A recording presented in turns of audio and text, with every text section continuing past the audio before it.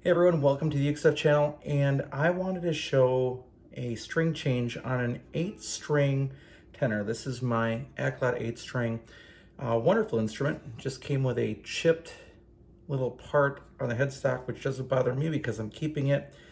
Incredible bargain of an instrument. Solid mahogany top, laminate back and sides. Sort of that orangey color, but it's an 8-string. But not a fan of the strings. And the other thing that's bad is if you look at the review, there's an internal UCam shot, and they possibly have strings tied together underneath, but there are really long tail ends. So occasionally there's a buzzing of this ukulele, which is not good. You don't want that. So today what I'm going to do is I'm going to change these strings, and I'm going to change them to Worth Brown 8-string. So that's what we're going to do, and I'll just show you how this works. Worths are double the length, so they're not cheap.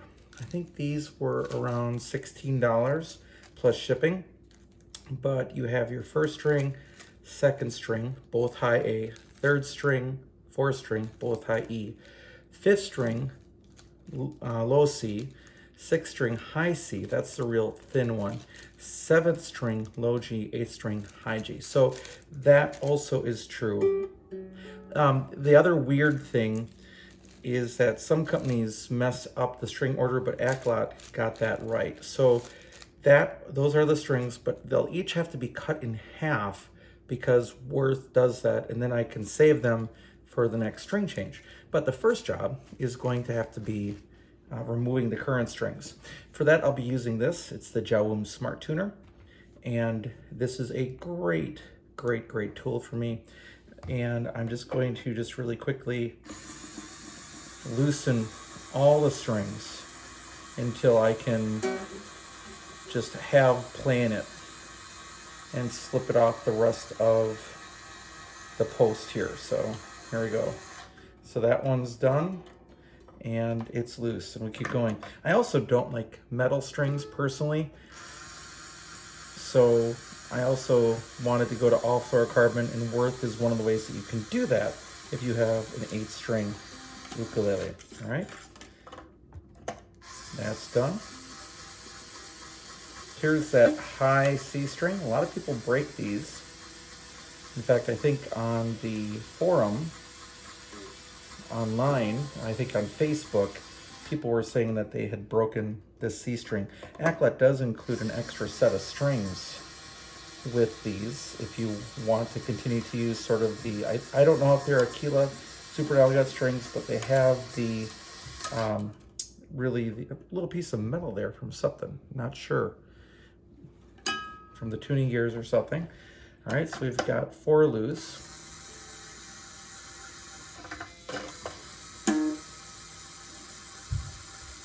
And it's so easy to do it when you can just press the down button. Okay, we got 5 loose.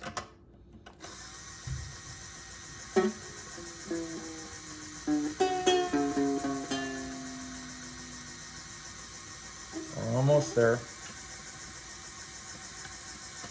Okay, we've got 6 loose. Then the 2 A strings.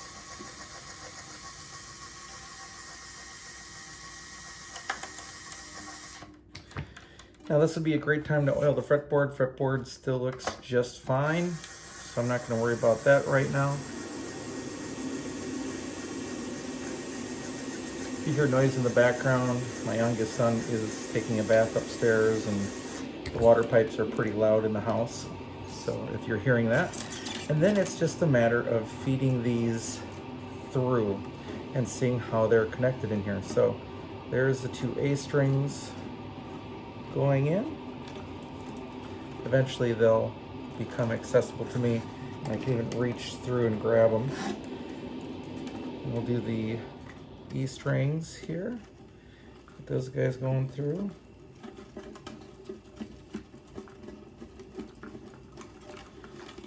It's a lot of spaghetti up here on the very top. All right, then we've got our C strings. Get those guys out of there. go. And then we have our 2 G strings. All right, so you can see what they did here. They tied both of them together underneath, I think to make it easier for the stringing purpose. I'm not a big fan of that approach of doing strings, so that's not so good, but it is what it is. And I'll see if I can pull some more of these through, because they're probably all tied together like that underneath. Yes, they sure are. So you've got sets of strings just tied together. Yeah, no wonder why they were vibrating. Look at that. So yeah, there's something that Aklot can definitely improve in their process. So you have those things going. Now, what other tools do I have to change this? Now, if I wanted to oil the fretboard, this is when I could do that. I would either use lemon oil or F1 oil, and you'd oil the bridge at the same time. Sometimes it's good to mark the saddle if it's going to fall out, so that you can know which way to put it back in, or if the nut is loose, to put a little bit of glue on it, like a couple little dots of like Elmer's white glue, so that it's not loose. But I'm going to use beads this time, and then I have these winders. That's useful as well, even though I have the gel one, but really for the clippers there. So we're just gonna go through and string it up. I usually go G to A, so I'm gonna start with the 8th string here, and you're gonna get the high G.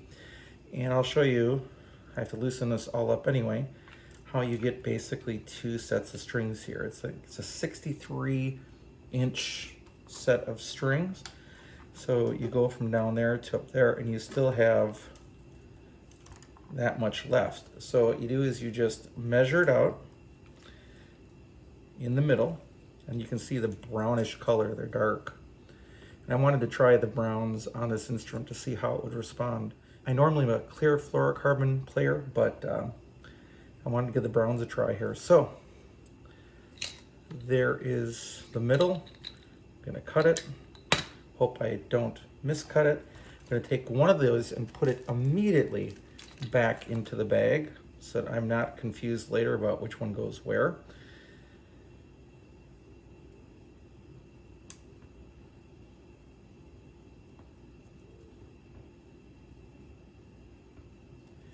I usually just feed it through a couple times so it sort of keeps its round shape, like that.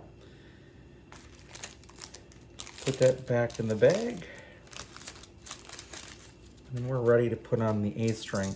Now, with the beads, I can use any color that I like. Doesn't really matter. And these were just an entire container of beads from Walmart. I think I picked these up at Walmart right in their crafting area, and they all have that craft area.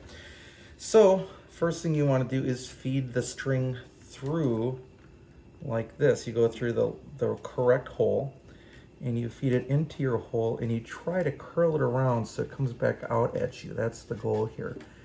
And you just don't want to feed too much in that you can't reach it. So there it is. And then I can put the bead on, and I can do this a couple of ways. I can tie a knot in the end and then like make it multiple times around so that the bead can't come off, you know, with that thickness. So that's a really easy, safe way to do it, like 3 times through the loop. Just an overhand knot, like 3 times. Pull it tight. And then you get this sort of bump that hopefully this can't pull through. Then, for me, what I do is I just stick the string through. I leave a little bit of slack. I hold it down, and then I turn on my power winder. And I raise the tension. And I hold that string down, and it has enough loops that it has to make that it won't be a problem. Now, if I pick this up and show you, it's winding down. So by holding it down as I tighten it, the string continues to go down. And because you have an up and down on that thing, you never turn it the wrong way. And you can see we're still way under pitch, so it can...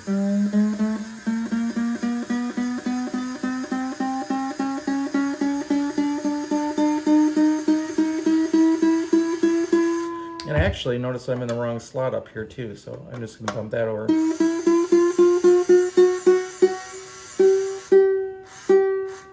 Almost to pitch.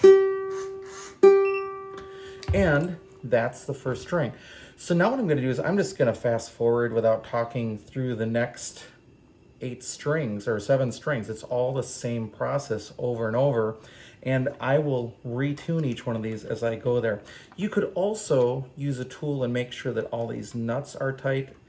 They all are, so I'm not worried about that right now. If you hear the rattling, that rattle will disappear when you have the tension of the string on it. So I'm going to go through and fast forward putting all other 8 strings on. So here we go.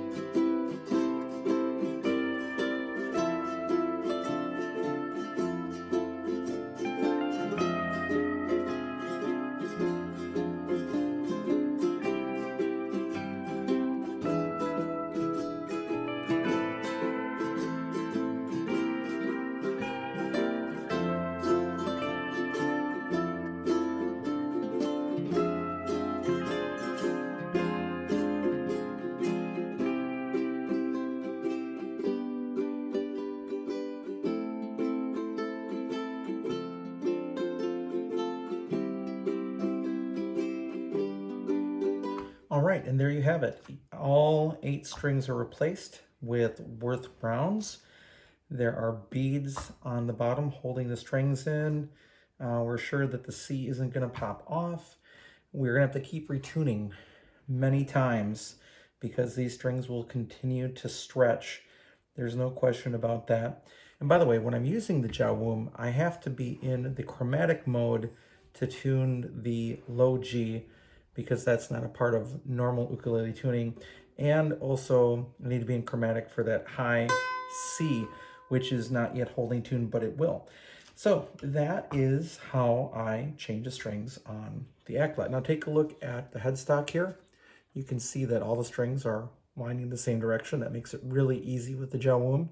So all the strings are winding down rather than up, so that the tension is coming down, not higher than it needs to be off of the nut, trying to give that break angle what it needs to make the sound.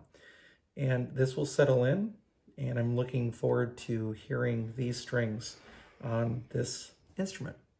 All right, thanks so much for joining me for this video today.